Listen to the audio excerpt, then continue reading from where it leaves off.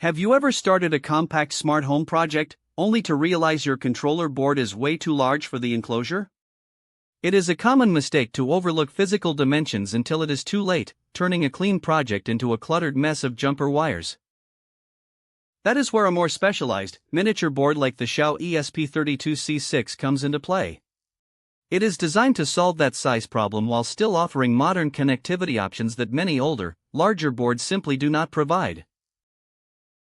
What makes this particular board stand out is its support for Wi-Fi 6, Bluetooth 5.3, and the 802.15.4 standard, which covers Zigbee and Thread.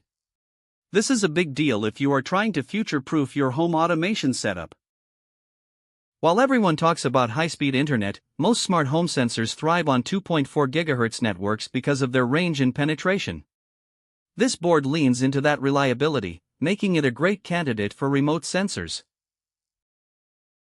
A common pitfall I see is buying the first version you find without checking the specific pins. Always double-check your schematic against the board's pinout before you order. You do not want to realize you are missing an I2C port after it arrives. Currently, you might find this listed with a substantial discount, sometimes over 50% off the original price. At around $15, it is a very accessible entry point, but always verify the current price as listings can change frequently. Before you click buy, make sure your software environment is ready.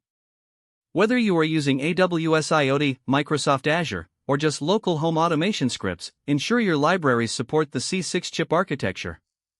Overall, ESP32C6 Mini Development Board XIAO could be worth checking if the details match your need. Review the listing carefully and compare before buying.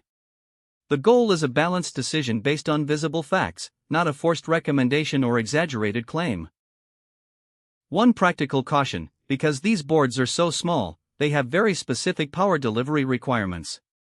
Avoid using low-quality USB cables, as voltage drops can lead to erratic behavior in your wireless connection.